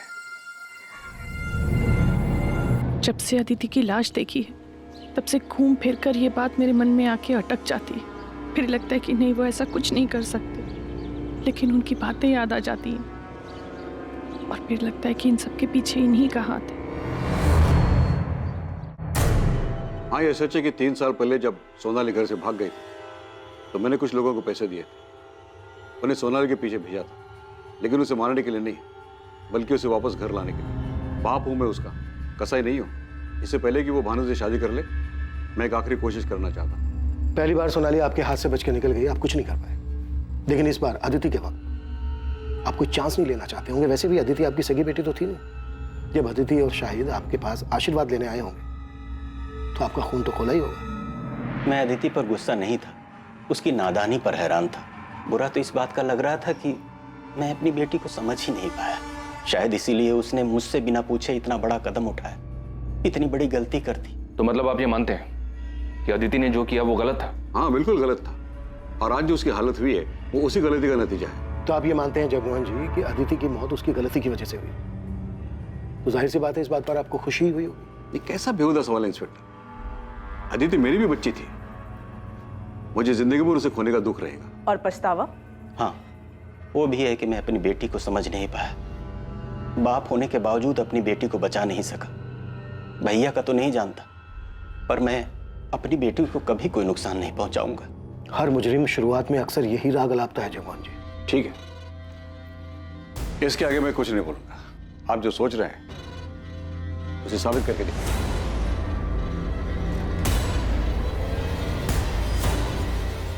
पॉसिबल है अदिति के ताऊ जगमोहन ने ही अदिति और शाहिद दोनों की सुपारी दी।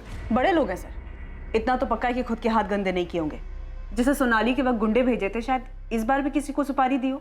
खबरी नेटवर्क को एक्टिव करते हैं, नोएडा और कानपुर, इन दोनों जगह के हिस्ट्री शीटर्स को स्कैन करने के लिए बोलते हैं। अगर इन दोनों में से किसी भी जगह से सुपारी निकली होगी तो पता चल जाएगा।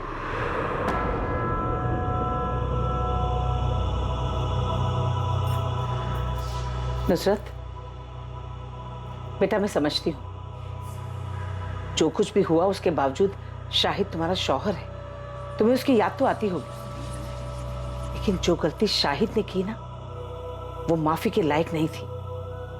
मैंने वही किया जो मुझे सही लगा। यही तो मुश्किल है ना अम्मी, आप सब ने वही किया जो आप सबको सही लगा। आपको सही लगा तो आपने शाहिद की मर्जी के बगैर उनका निकाह हमसे करवा दिया। शाहिद को सही लगा तो उन्होंने मुझे बिना बताए अपना जीवन साथी चुना। आपको सही लगा तो आपने उनको घर से निकाल दिया। असलम को सही लगा तो उन्होंने, इन सब में मैंने तो अपना सब कुछ खो दिया ना। ना आज मेरे पास शौहर है, ना आज मेरे पास औलाद है। अरे मुझे तो ये तक भी नहीं पता कि शायद जिंदा है या नहीं। अम्मी, अगर आज तक अब सब कुछ सही करती आई तो मेरे साथ गलत कैसे हो गया? कुछ समझ में नहीं आ रहा है। इतने सारे सस्पेक्ट्स हैं पर किसी के खिलाफ भी कोई पुख्ता सबूत नहीं मिल रहा है। सर, अदिति के ताऊ जगमोहन रावत, पिता सुभाष रावत और प्रोफेसर विनीत अग्रवाल, इन सबके कॉल रिकॉर्ड स्कैन किए, सब क्लियर है सर। पर ये असलम के कॉल रिकॉर्ड में सर गड़बड़ दिखाई दे रहा है। 10 और 11 सितंबर को इसका फोन स्विच ऑफ था। उसे अदिति और शाहिद के नोएडा जाने के बारे में खबर मिल गई होगी। उसने इन दोनों का पीछा किया होगा और मौका देखते ही मर्डर कर दिया होगा, और इस दौरान जानबूझकर अपना मोबाइल फोन बंद रखा होगा ताकि उसकी लोकेशन किसी को पता ना चल पाए। सर, शाहिद का दोस्त मनोज गोयल, जिसने शाहिद और अदिति को लास्ट टाइम देखा था, वो भी रायबरेली से है। सर, शायद मनोज भी असलम को जानता हो, उसे आइडिया हो कि असलम नोएडा आया था या नहीं। बात करो मनोज। और मैं असलम को उठाता हूँ सर। पता नहीं क्यों मुझे ऐसा लग रहा है कि हम कोई लिंक मिस कर रहे हैं। कुछ तो है जो सही नहीं बैठ रहा है। कि अदिति का कातिल खेल खेल रहा है हमारे साथ। है हिम्मत मुझ में पर उम्मीद थोड़ी कम, कर दे दो तुम साथ तो साथ उड़ जाएं हम। Very nice, it's actually very nice. एक काम करना, अपने इस असाइनमेंट का एंड तुम इसी पोएम से करना। इनफैक्ट तुम ये पोएम पूरी क्लास के सामने सुनाओगी। नहीं नहीं सर, अब आपके सामने बोल लिया पर सबके सामने नहीं बोल पाऊंगी। अरे क्या हुआ, जैसे मेरे सामने बोला वैसे सबके सामने बोलना। डोंट गेट स्कैर्ड, मैं हूं ना। आपकी बात अलग है सर। आप शायद ऐसे इकलौते इंसान हैं जिसके सामने मैं ऐसे पोएम सुना पाई, क्योंकि मैं आपके साथ बहुत कंफर्टेबल फील करती हूँ। झूठ झूठ बोला था तुमने। मैं इकलौता नहीं था, कोई और भी था।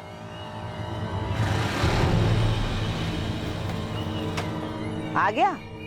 जमानत मिली या जेल की दीवार फांद के आया है? ताना मारने की जरूरत नहीं है, पता है मुझे। पुलिस को आप ही ने चुगली की होगी। आपको लगता है अदिति और शाहिद को मैंने मारा? मुझे किसी को चुगली करने की जरूरत नहीं बच्चे, लेकिन हाँ, अगर मुझे पता चला कि तूने मेरे शाहिद के साथ कुछ किया है तो मैं पुलिस के पास जरूर जाऊंगी, लेकिन तुझे मारने के बाद।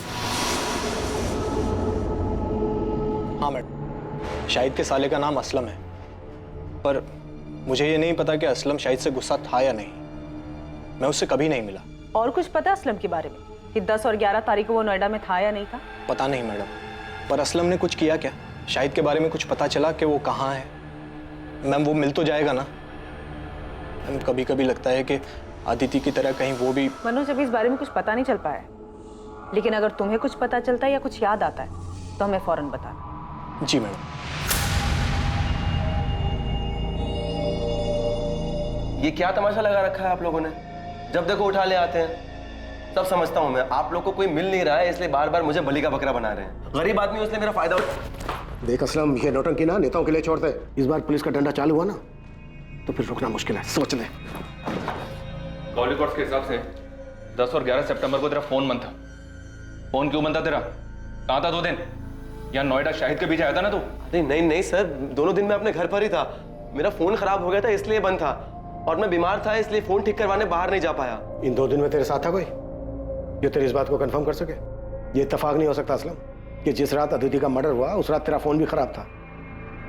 बल्कि सच ये है कि फोन तूने जानबूझ के बंद रखा था ताकि ये पता ना चल सके कि तू इधर नोएडा में था। फंस गया तू असलम। बेहतर तेरे लिए यही है जो भी सच है वो गलत है, नहीं तो ऐसा बीमार करेंगे कि जिंदगी में कभी ठीक नहीं हो पाएगा। सोच ले। असलम को बुरी तरह से तोड़ा, लेकिन अभी वो वही रट लगाया हुआ है कि 10 और 11 सितंबर को रायबरेली में ही था। इस बात के कोई सबूत नहीं है और ना ही उसकी बहन को इसके बारे में कुछ पता है ठीक से। सर, अदिति के मर्डर में असलम के हाथ होने के पूरे चांसेस हैं, लेकिन असलम के खिलाफ अभी सारे सबूत सर्कमस्टेंशियल है। उसे बुक करने के लिए हमारे पास कुछ सॉलिड होना चाहिए। साहब, मैं देता हूँ ना सॉलिड खबर। कल शाम को मैं नोएडा हाईवे के ढाबे पे बैठा हुआ था। उस वक्त वो अपना हिस्ट्री सीटर है ना मोंटी, वो भी वहां पर आया हुआ था। अब क्या बताऊं दोस्त, आजकल लोगों को जुर्म की कदर ही नहीं है। साला पूरे नोएडा में रेड गिर गया, इसलिए ना मैंने अब बाहर का काम उठाना शुरू कर दिया। अभी कानपुर का काम उठाया था। बड़ा काम था क्या मोंटी भाई? अबे जबरदस्त काम था, एकदम जासूस टाइप का। पेमेंट सुनेगा ना तो साला दब के ही मर जाएगा। एक हिंदू मुस्लिम जोड़े को ढूंढने का काम था, सालों ने भाग के शादी की थी। तो काम हो गया था? अबे मोंटी शैम्पू कोई काम ले और वो होना, ऐसा होएगा कभी? उठा लो मोंटी को। अब ये मोंटी बताएगा कि इसने कैसे किया और किसके कहने पर किया। चल बोल, वो हिंदू मुस्लिम जोड़ा कौन है और उनका पता लगाने के लिए तुझे किसने भेजा था? बोल। अबे बोल। बाल नहीं साहब, सब बाल छोड़ दो साहब, प्लीज बाल छोड़ दो। आजकल फैशन में है ना, बिना बाल वाले हीरो की फिल्में ज्यादा हिट हो रही है। चल बेटा, तुझे डायरेक्ट हीरो बनाते हैं। यादव जरा कैंची तो लेकर। सब बाल नहीं साहब, सब बताता हूँ मैं, बताता हूँ। सब लड़की का नाम अदिति रावत और लड़के का नाम शाहिद बेग था। उनको ढूंढने का काम मिला था साहब। मैंने यूपी, दिल्ली, नोएडा हर जगह अपने लड़के घुमाए, लेकिन साहब उनका कुछ नहीं पता चल पाया साहब। अबे ओए, नौटंकी बंद कर, समझा? अभी सच सच बोल, शाहिद की लाश कहाँ है और उनके लिए सुपारी किसने दी? जगमोहन रावत ने या असलम ने?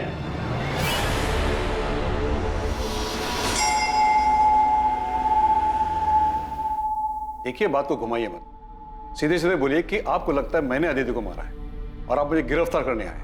हम आपको नहीं, आपके भाई को गिरफ्तार करने आए।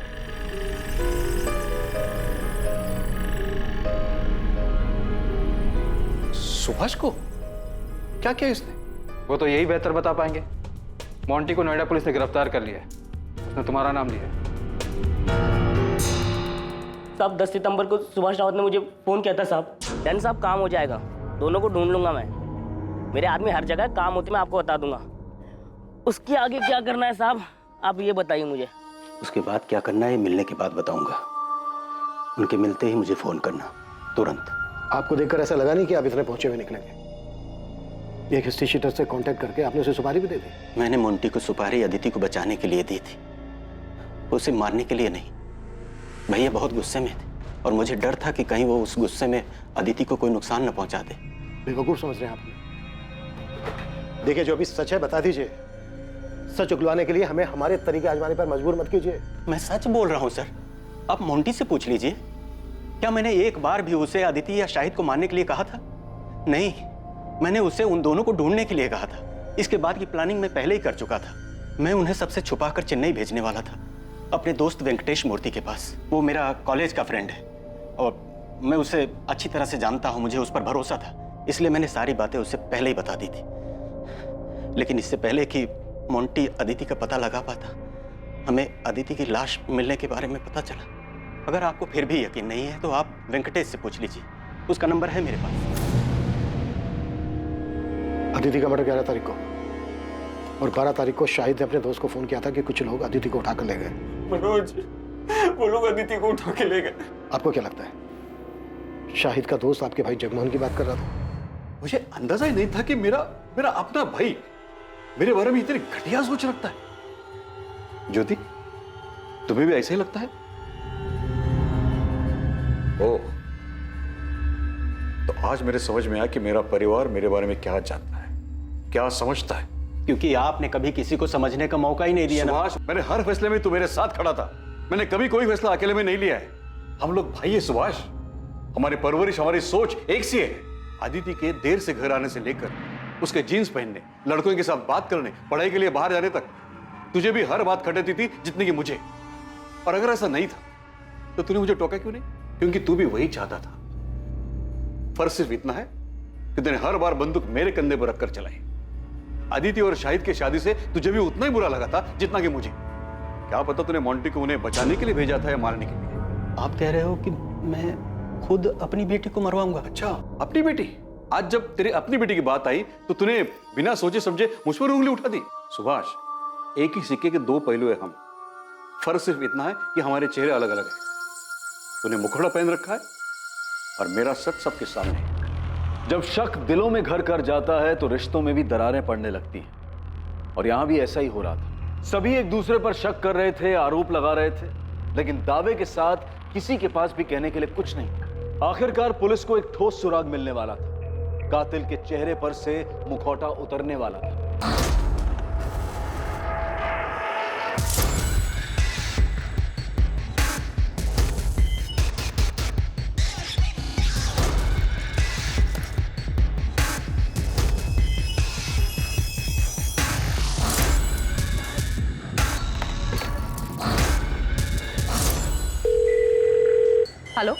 एक टेम्पो का नंबर भेज रही हूँ, उसके ओनर की डिटेल चाहिए मुझे तुरंत।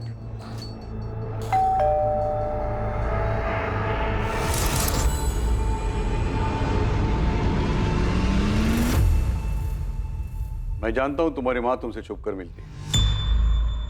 तुम्हारे लिए अच्छा ही होगा तुम हमारे परिवार से दूर रहो और ये बात दोबारा मुझे दोहरानी न पड़े। छूट क्या रहा है हमसे? असलम भी कुछ नहीं बोल रहा है, उसके खिलाफ भी कुछ नहीं मिल रहा है, बाकी सबके कॉल रिकॉर्ड्स भी क्लीन है। चोरी किए गए गहनों के बारे में भी अभी तक कोई इन्फॉर्मेशन नहीं मिली है सर।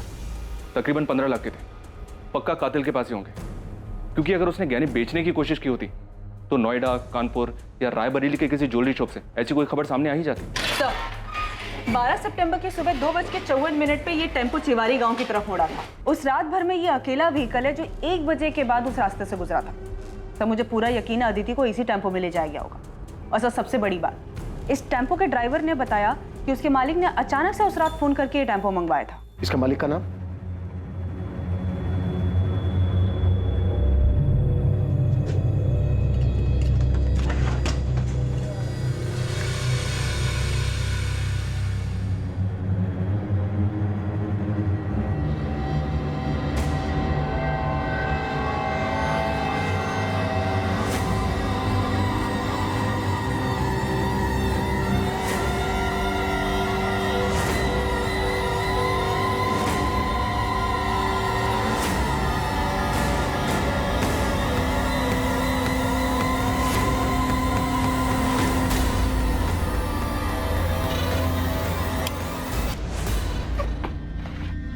अरे अरे अरे अरे, दुल्हन क्यों बन रहा है? एक बार तेरी शक्ल तो देखने दे ठीक से। अड़ा तो तू है, ससुराल से बुलावा है तेरी, वहां चलकर चाहे जितनी मर्जी शर्मा लेना। चलो सर, ये अदिति की ज्वेलरी लग रही है। साहब, मैंने कुछ नहीं किया साहब। अबे चुप! वो टेम्पो मिल गया हमें जिसमें तू अदिति की लाश को लेकर गया था जंगल में। अभी सीधी तरह से ये बोल, शाहिद की लाश को कहां ठिकाने लगाया तूने? ए रुक! कौन है तू? रुक इधर! पकड़ो इसे।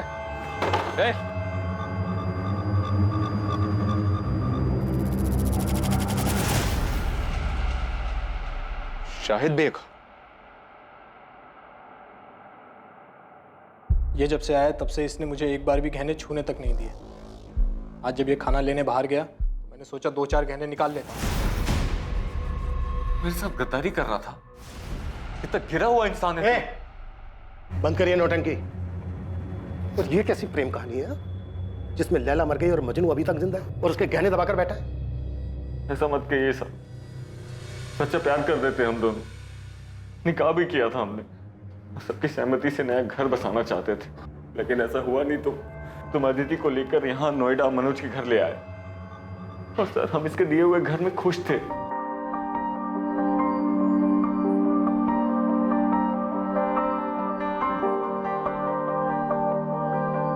खुश तो हो ना तुम? मैं बहुत खुश हूँ। हम दोनों साथ हैं, यही काफी है। क्या बन रहा है भाई खाने में? मैं बस रोटियां बना रही हूँ, आप दोनों खाने बैठ जाइए। खुश तो हो ना तुम दोनों यहाँ?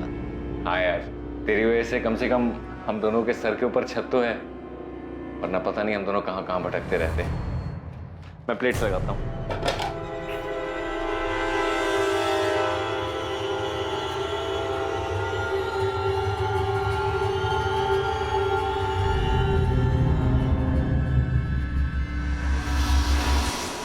शाहिद ने मुझे कई महीने पहले अदिति की फ़ोटो भेजी थी। मुझे वो तभी से अच्छी लगने लगी थी, और जब मैंने अदिति को सामने से देखा तो मेरा दिमाग घूम गया। मुझे हर जगह हर वक्त वही दिखाई देती थी। बस एक बार उसे पूरी तरह से पाना चाहता था। उसे सामने से देखकर बहुत बेचैन हो गया था मैं।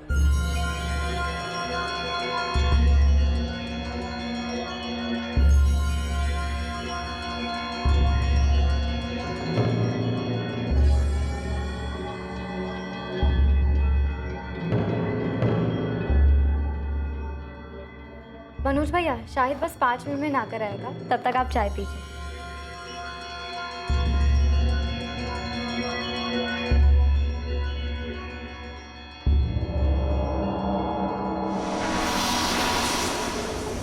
साहब, इस कमीने के मन में क्या चल रहा था मुझे जरा भी अंदाजा नहीं था। फिर आगे? मैं अदिति से अकेले में मिलना चाहता था, उसे एक बार छूना चाहता था, इसीलिए मैंने एक नौकरी के इंटरव्यू के बहाने इसे घर से दूर भेज दिया और खुद अदिति के पास चला गया।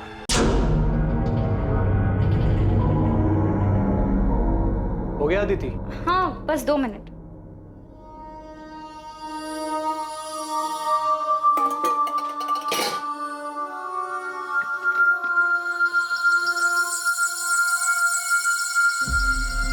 भैया आप वहाँ जाकर बैठिए ना, मैं चाय लाती हूँ। भैया क्यों बोल रही हो यार? ना ही मैं तुम्हारा भैया हूँ, ना तुम मेरी भाभी।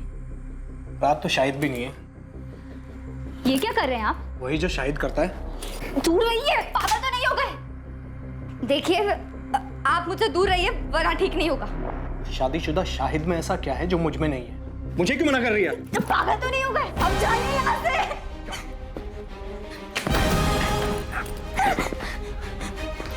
मैं मार दूंगी, अब जाइए यहाँ से। साहब, तब तक भी मुझे नहीं मालूम था कि इसके दिमाग में क्या चल रहा है, लेकिन उस दिन जब मैं घर वापस आया तब मुझे पता चला कि कितना बड़ा कमीना है ये। अदिति, अदिति, अदिति! ये क्या किया तूने? शाहिद शांत हो जा भाई, देख गलती हो गई यार, बहक गया था। बहक गया था?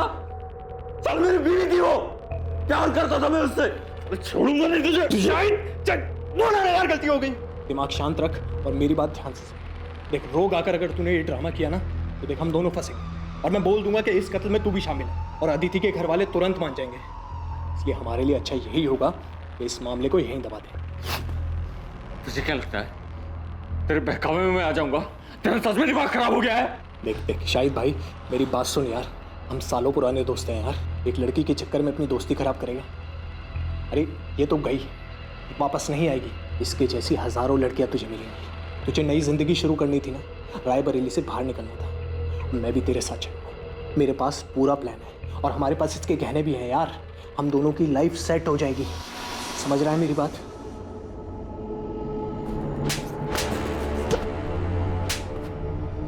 जिस लड़की ने तेरे लिए अपना घर छोड़ा, परिवार छोड़ा, ऐशो आराम छोड़ा, कुछ नहीं देखा तेरे सामने, उस लड़की की मौत से तू 5 मिनट पे उबर गया। ये प्यार था तेरा अदिति के लिए? क्या करता सर मैं, आप ही बताइए। अदिति तो मर गई थी, वापस नहीं आने वाली थी, इसलिए मनोज जैसा कहता रहा मैं वो करता रहा।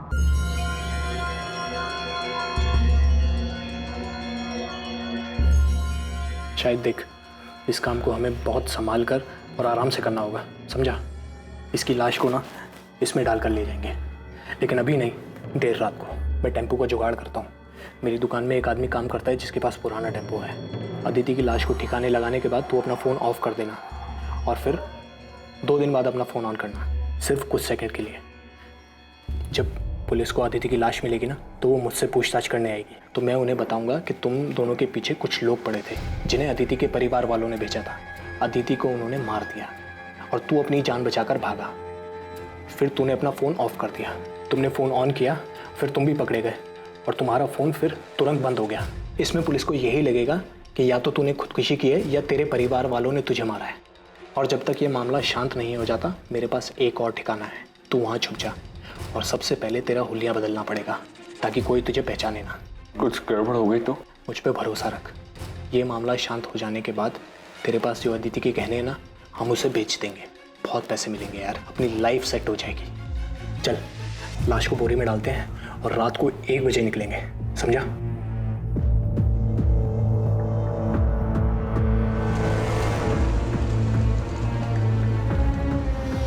और फिर अदिति की लाश को हम जंगल में फेंककर घर वापस आ गए।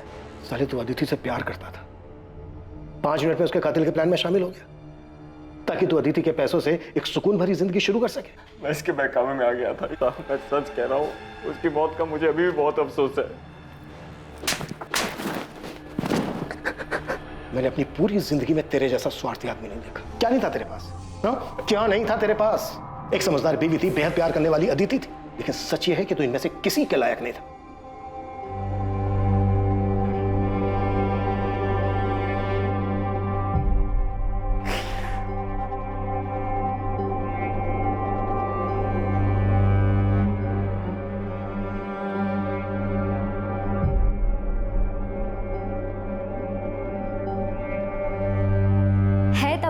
उड़ जाऊं नीले गगन में, पर कैसे उड़ूं, बंदिशें हैं इन परों में। है कांटों की दीवार रोके मुझे, ये प्रतिष्ठा की परछाई टोके मुझे।